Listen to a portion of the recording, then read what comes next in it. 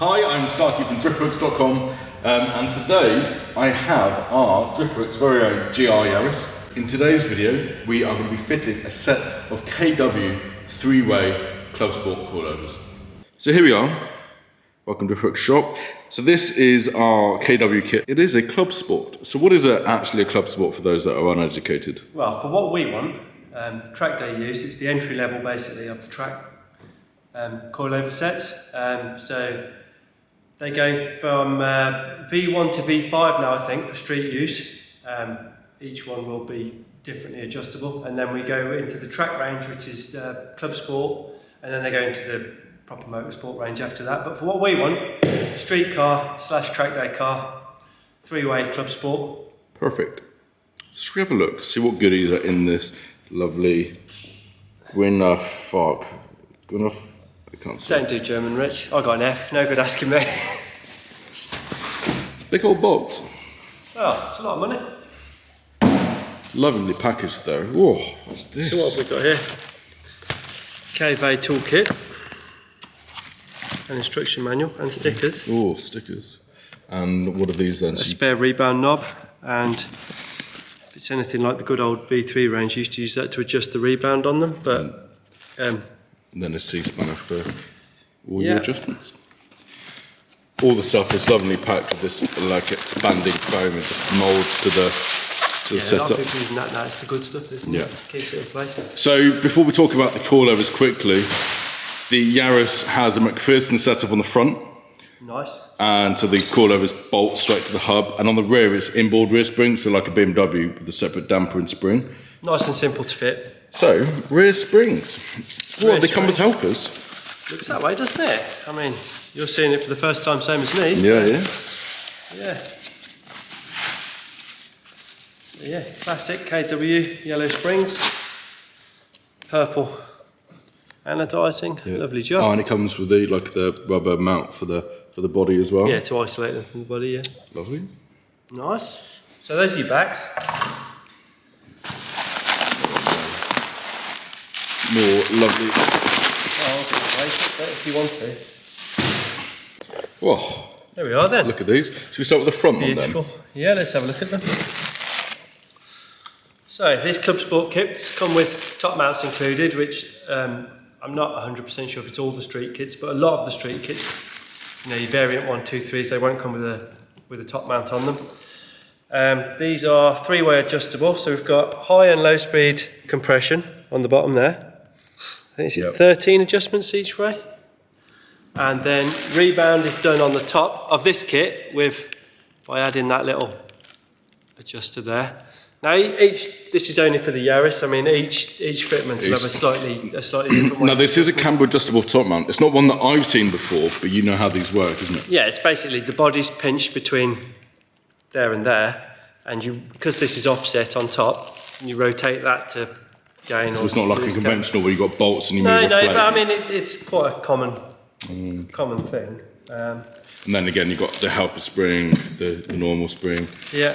And these are all their special KW finish as well, so they should last. Inox line still? Yeah, should last a long time. It's absolutely magic. Had these on E36 M3 for 2 or 3 years in English winters. Used it all the time, and not a mark on them when they came off. It's absolutely magic coating. Lovely. Yeah. So these are the rears. Wash your face. I wasn't going to pop the thing off. So again, 3-way on the rear as well, so you've got your... Yeah, same adjustment on the back. Two-way compression, but the rebound's done on this little adjuster built into the top of the shop. So there's no rear top mounts on these, so these will use the OEM top mounts that came on the Yaris. Yeah. Which is real nice. So there we go. Let's get on with putting it on there. Right, that's got the car up onto the ramp now. We're going to start by undoing the front top mounts.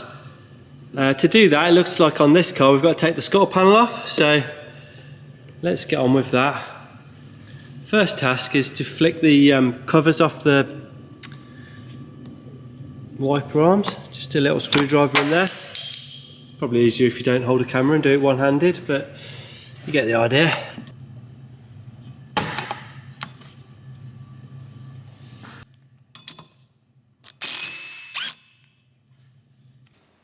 So with the nuts off, bonnet back down, and we'll wiggle the arms off.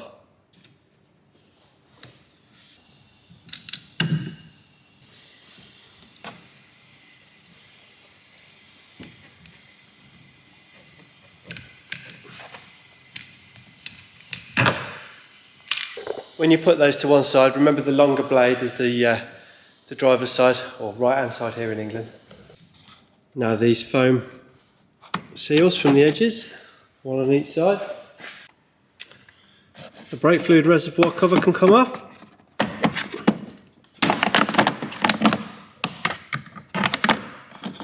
Again, probably easier if you don't do it one-handed. Now these corner pieces, just lift up and unhook from under the wing. Got these little clips on there hooked under the wing, so nice and easy. It's the beauty of modern cars, I guess, they just sort of clip together. Now there's a plastic rivet in each corner, one there, one on the other side. I found the easiest way to release it was if you just push the centre down. Well, if it focuses, you can just pop the clip out. Now it's time to remove this plastic trim. It's got a row of clips across the front of it here, which you just need to pull up on. And now just spring out, like that. And then it's hooked underneath the windscreen, so just pull down on it.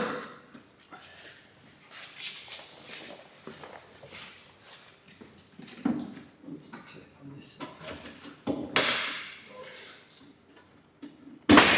Okay. Now the washer jets are in this, so I'm just going to have to disconnect those or tuck it up out of the way.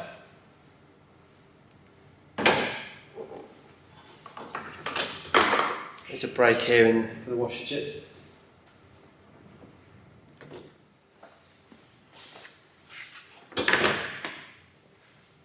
So just in case you missed it from where the camera was positioned before, there's a brake there to just disconnect the washer jets, so then you can remove that scuttle panel completely, and we've almost got access to the top of the front struts. Now that's as much stripping as we've got to do on the car. We can remove the cover from the front top mount to reveal the nut, which is what we're going to use to get it off the car. These are a two-piece thing. Just pull up on that flap there, pop that out. There's the top of your front shock. Next it's time to get the wheels off and we'll get the car up in the air. Time to get the thing up in the air.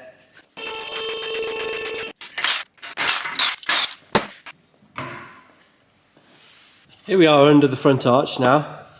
It's a very straightforward setup. I do like them at first and strut. Basically we have to remove these two nuts and bolts there to release the shock from the hub and the anti-roll bar drop link, and then the one nut on top there to remove the shock from the car. So before we begin, I need to support the hub from underneath because we don't want that to drop down too far and pull the drive shaft out. And I need to flick out the, if you can see it there, flick out the ABS sensor because I don't want to damage the wiring to that, and undo the brake pipe from the back there. So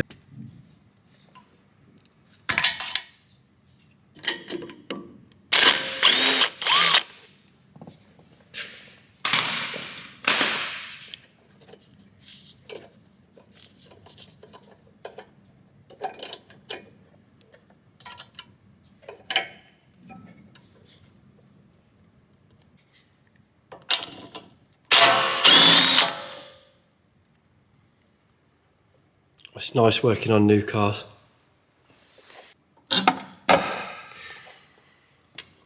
Right, now to these two. 22mm spanner and socket for these.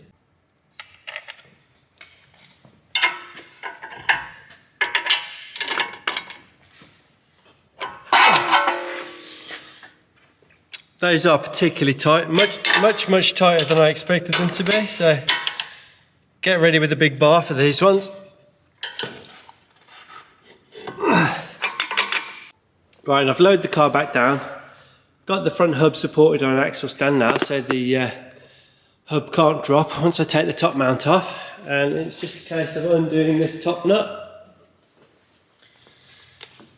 I'm going to use a gun for this because that's easy, but if you don't have one, you can hold the centre of it with an Allen key and use a 17mm deep spanner on it.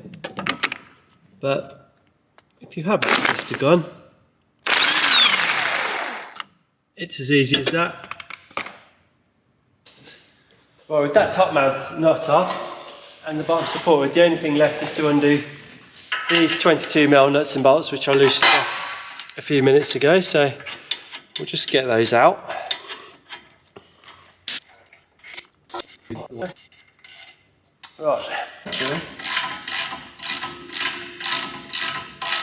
there we go. That's almost falling apart anyway, so yeah. Top mount's off, it's just a case of wiggling that didn't even need anything, it's that new. Out. So it's just a case of that. Don't drop it on your finger like I did, and out it comes. Let's go and have a look at the new one, compare the two. Here we are then, comparing the nice new strut to the old one. These are sided, so make sure you get the right side. The orientation of the bracket for the brake pipe and ABS sensor and the anti-roll bar link are sided, so yeah, make sure you get that right. Quite a bit different lengthwise, aren't they? Well, yeah, but this is wound all the way down to slammed levels, which we're not going to be running. So are we not? We're not going to be running it on the bump stops. So, yeah, I'll take the captive piece off the top mount and we'll slot it in. Now these don't come set up out the box. There is in the instructions there is a few handy presets, yeah, but you'll do that once you've got all four. Yeah, I'll go through that with you once I've got them all on the car. We'll go around and set them all to the base settings.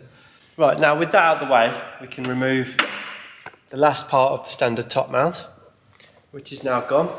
Into the pile.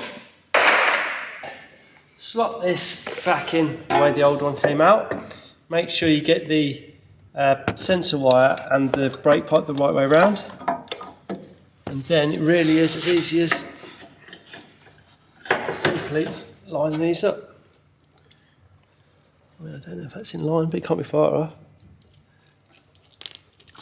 It looks like there's a bit of camber adjustment. See this top on the knuckle itself? Yeah, this top one is slotted. Oh yeah. So just make sure you set them both the same to start with.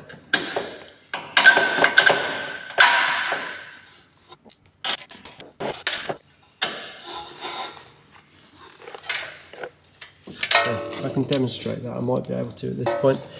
See how the shock moves on the... Can you show the slotted piece? If you come around the other side. You might not see it. Yeah. So yeah, as I was saying, there's a bit of camber adjustment there. I think for this purpose, I mean, I don't really know. We'll set it all the way out for now, and then if it needs adjustment later on, I'll know where I've started. I'll just put this on loosely and we'll move to the top. Now we're back at the top, it might be a little bit easier to explain how the camber adjustment works on these. You can see where the top of the strut is located in the hole there. Right, if I can spin it round, possibly spin it round if I can get a grip on it. There we go. That's maximum negative camber. If that's not enough, remember you can add it at the knuckle as well. And then to go all the way around that way, that's as far out as you can go positive, and it's just held in place by that. Basically sandwiches it in the body. But for our purposes, you know, you can go anywhere in between. It'll also slightly adjust caster as well, whether you have it forwards or backwards in the hole. So I think for us, for now, we'll just go full negative camber. I mean, we probably will want to put a bit more caster on it. Just, you know, I have no experience with these cars, but just from going with whatever else we mess with, that's generally the way we go. So, yeah, I'll line these both at the same, and when we're on the alignment gear, we'll have a fiddle. We'll probably have to jack it up again. And will that be easy enough to do when the wheel? No, you'll have to jack all the weight off the car again. Possibly take the wheel off, possibly not. Depends if you can get your hand in, I suppose.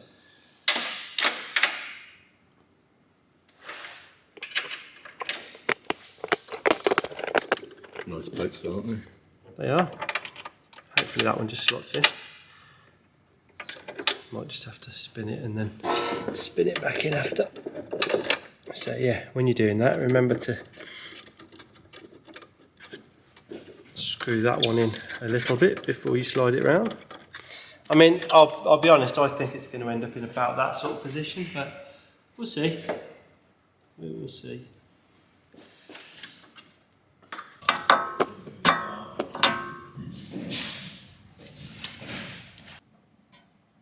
Okay, ABS wires clip back in. We can get in there and show you. Bracket holding the brake pipe, and the ABS wire is reinstalled and done up tight. Anti-roll bar links on, and these two are done up to factory specifications. So, as discussed earlier, the setup manual comes with a recommended base setting. For this kit on this car, it recommends 7 clicks from open on the front axle for low speed bump and 5 clicks from open for high speed bump. That's done using these adjusters here. So if I wind them all the way on, so that's high speed first, never mind that one. 1, 2, 3, 4, 5. And then this one, wind it all the way open first, and it was 7.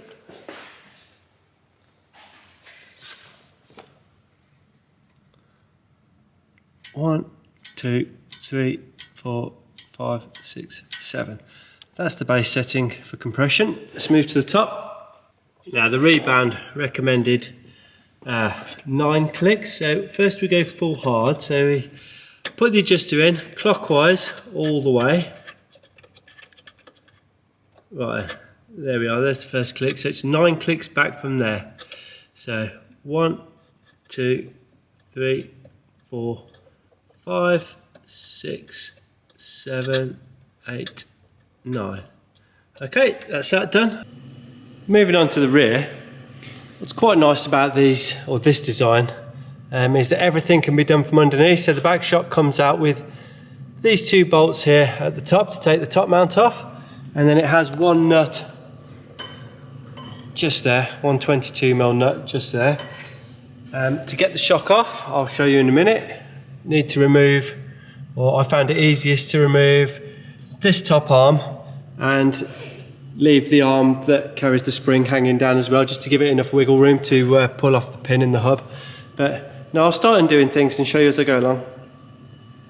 Before I start anything on the back, I'm just going to take the weight using this transmission jack. You can use a trolley jack if you're on the floor, it's no problem. Just because as soon as I take the shock off, I don't want the whole thing to fall down. Right.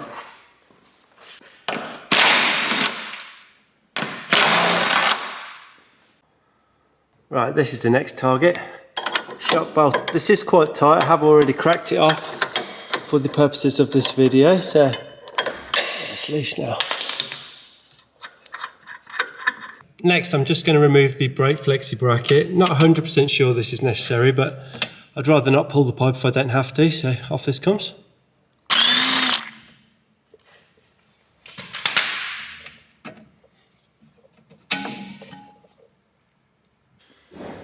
Now, the bolt that goes through the spring carrying arm, just crack it off first and then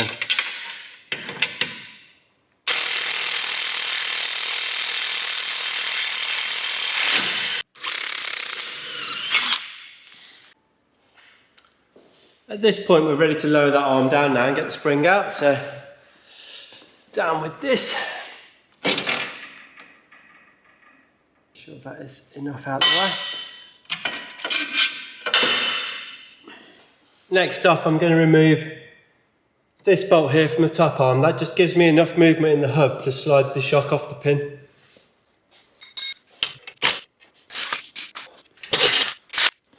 Okay, now make myself a little bit of room.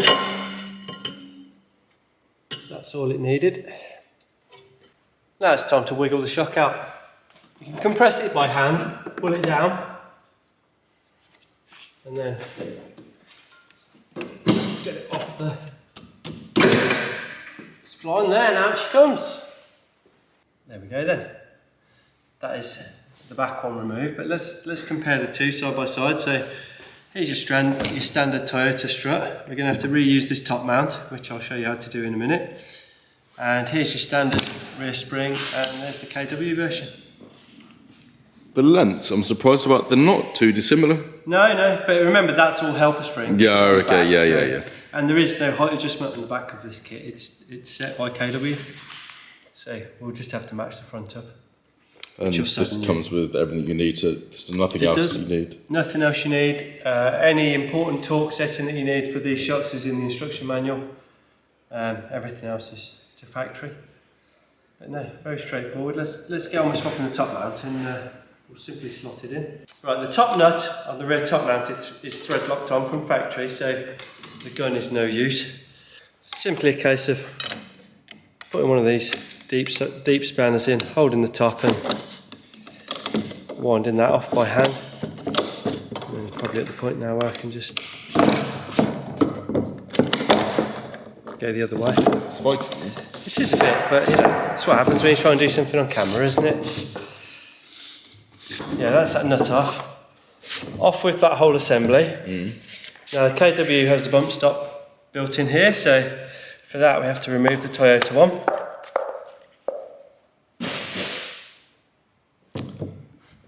Then The danger strap. it's not that dangerous. Yeah, that's a shame. Impels your groin. There. So with this one, same sort of thing but slightly different. It's got a locking nut on top of it. So on with the factory top mount. Just about still get to the adjuster in there. Big nut first.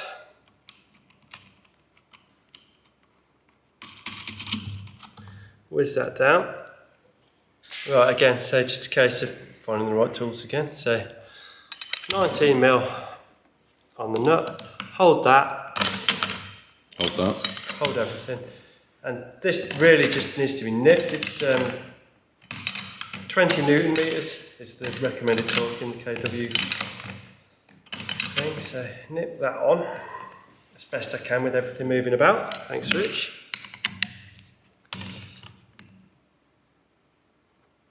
And then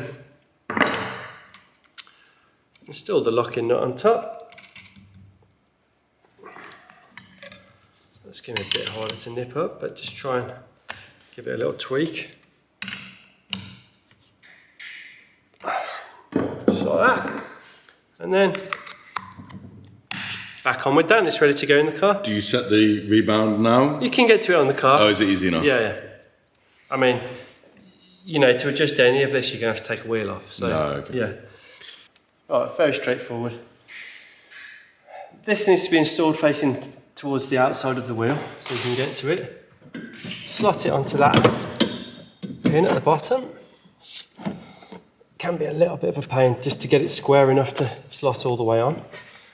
That is why I undid the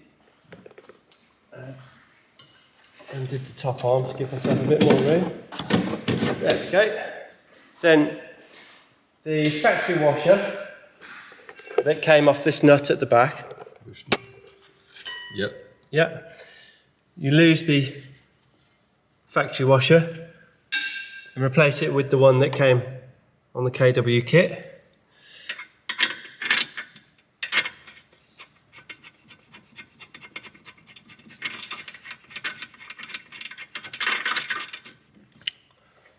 Then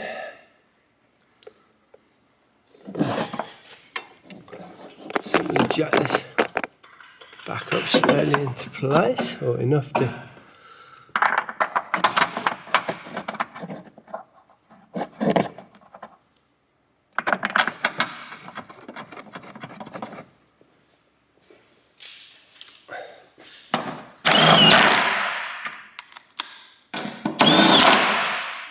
not torqued yet, do that by hand at the end, but I'll get everything back together first.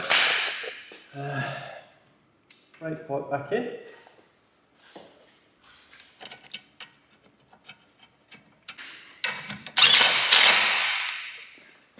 Now it's time to pop this top arm back on.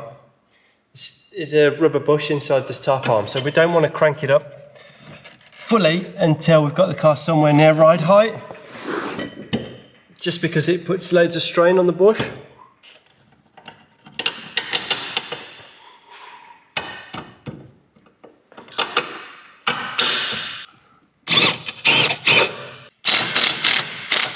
So yeah, I'll just leave that undone, and once we've got the spring in, I'll show you what I do with that. Okay, time to install the rear spring. All we have to do first, remove the old rubber isolator from the bottom arm. We don't need that anymore because the helper spring has one built into the bottom of it. It's also important to not allow the springs to line up like this, end to end, so we have to rotate 180 degrees around. Slip the helper spring onto the bottom, press it down, pop it in. Just a case now of putting the pin back in this lower arm. There we go, then just a case of torquing everything back up now. So as I was saying about tightening up this bolt here, I've got pretty much the weight of the car on this now. I've jacked the arm up so it simulates as close to ride height as I can get and still get to it. And at this point, I'm just going to tighten it up.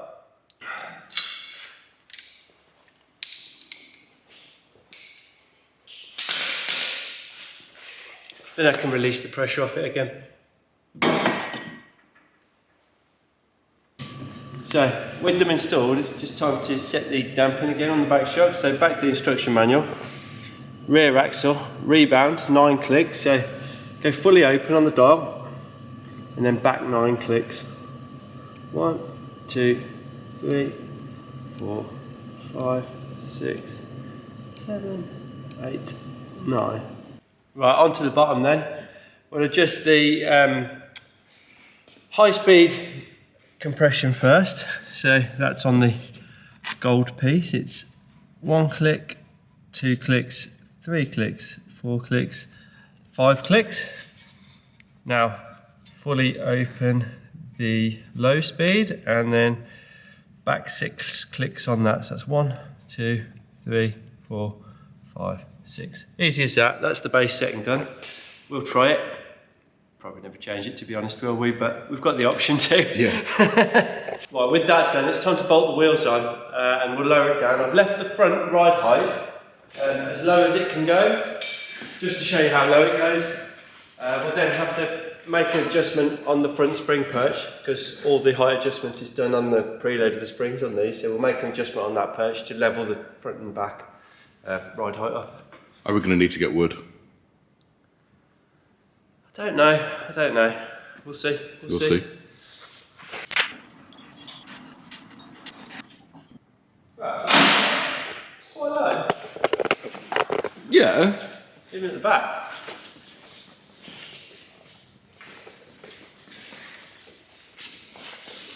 I mean, I'd class that as low.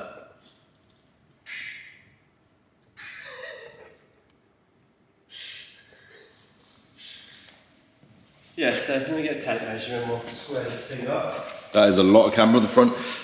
Yeah, it is set to the maximum though, we're going to have to take some off. A lot off by the looks of it. First measurement, and we'll see where we are. What's your guess? 6. No, it's not 6, is it? It's a lot. Is the wheel straight?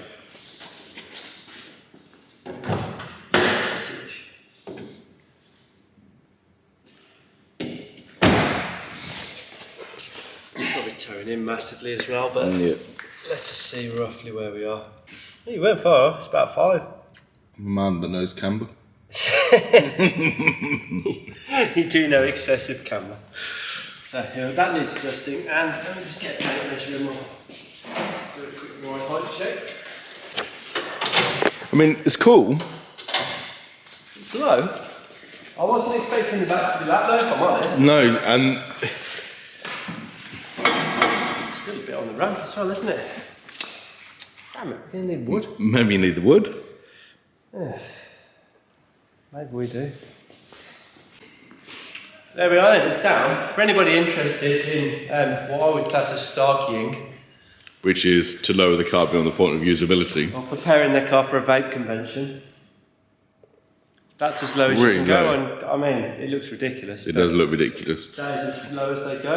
You know. So this is with the spring as low as it possibly can go on the front, and this is with the adjusters on the rear as tight as they can be. Yeah. So basically, absolutely slammed. So now we're going to correct. Yeah, get it back up in the air and set it to a much more usable and reasonable ride height. But you know, had to show you because that's what we're doing today, I suppose. Now it's time to start playing with the ride height, trying to level the car up. Beauty of this KW system is the front spring perches are locked in place using a Allen key, so there's no hammering of two locking collars together. And with this coating, there's very little need to grease anything. So I'm going to have a play with this. I'll get the car set somewhere near. And I'll come back and show you the base settings that we came up with. Might save you a little bit of time if you're fitting this on your own. Okay, I've got this now to a point where I'm happy with the ride height. If you're installing one of these yourself and you want to save a little bit of time, I've got roughly 15mm from the bottom of the spring perch to the top of the shock body there. So I'm going to lock this off now using the Allen key.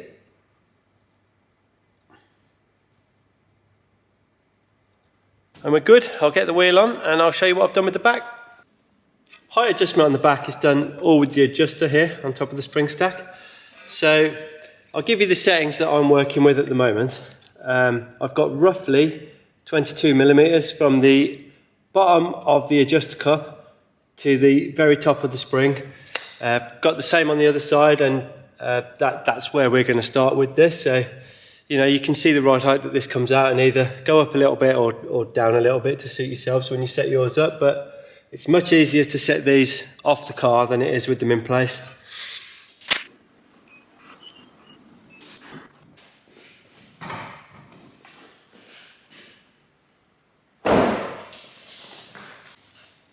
To check the ride height, or to measure it, we do a measurement from the lip of the rim at the bottom there to the top of the arch. We've got roughly 57.5 centimetres on all four corners in that measurement. Next up, I'll put it on the alignment ramp, and it's time to check where the wheels are pointing. Here's the car up on the alignment ramp. First thing you're going to notice is I've swapped the wheels. This is a set of SSR GTX04s, 18 by 9.5 with a 40 offset. Perfect fitment for a Yaris, no spacers or anything like that required. And it's also got a set of 265, 35, 18 AR1s, Nankang AR1s. All of this is available from the shop. Any questions about this setup, please email or ring the shop and somebody will guide you through it. I'm going to get on with mounting the sensors anyway and align this thing. The car's now mounted on the rig. As you can see, as you lower these, it cambers in and toes in, all four wheels. Front toe is terrible. The back toe has just gone in slightly. So I've been doing a little bit of research online. We have no experience of this car yet other than driving it standard, so to give us somewhere to start, I'm going to set the back wheels to 0 toe and mark the arms and eccentric bolts so that we can have a little bit of toe out. So if we are at a track day, we can change it there and then without this machine, or as best we can there without this machine. And the front is going to be set to slight toe out. We'll start at the back. Only one adjustment standard on the back of these without replacing any arms.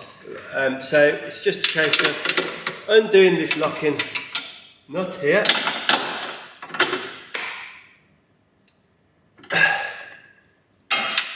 And then turning this eccentric bolt until we get the number we want at the front, or on the screen at the front I should say.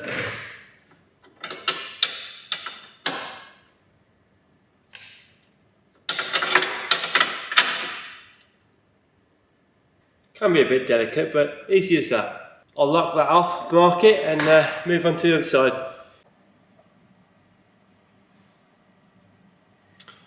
This has given us our toe out setting, which I've now marked on the back. What this is going to do is make the car a little bit more lively on track, oversteer a bit more. But we're going to see how it is with 0 degrees toe, see how James gets on with it basically. And with that, the back is done and marked. So marked in pink for 0 toe, marked in yellow for some toe out. Right, onto the front axle. On the front, all our adjustments done on the tie rod, so it's just a case of cracking off the locking nut and winding the rod in to the ball joint until we get the desired amount of toe out on the toe setting on the screen there. So I'm almost there now. I'll just finish this off. And that's everything locked off. As you can see, we've got a tiny bit of toe out on the front. Very roughly, this equates to about 1 mil toe out each side. So 2 mil toe out at the front in total. Roughly 3 degrees of camber on the front. Close as I can get it, it's a very fiddly thing to adjust. I've done it all on the hub, on the 2 pinch bolts that hold the shock on. And it's a very delicate thing, and you've got to keep jacking the car up and down to change it. So that's as close as we're getting on that, and the back is dead straight.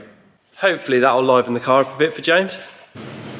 Okay, the car's back down. All I've got to do is replace the scutter panel, put the wipers back on, and I'll go call Rich and he can take the credit for this video. Just like that, it's done. Richard, take the credit. So here we go, Jay successfully fitted our 3-way Clubsport KW Coilovers on our GR Yaris. And I think this, combined with the new SSR wheels, completely changes the look of this car. It's amazing what wide arc change, wheels, good tyres can do to a car. So if you have any questions on the installation of the coilovers, please drop us a message, we'll be more than happy to help. And both of these products, the KWs and the SSRs, are available in the shop. So if you want to recreate this look, check out Driftworks.com and buy them there. So there we go, thank you for watching. This has been a quick video on how to fit KW coilovers.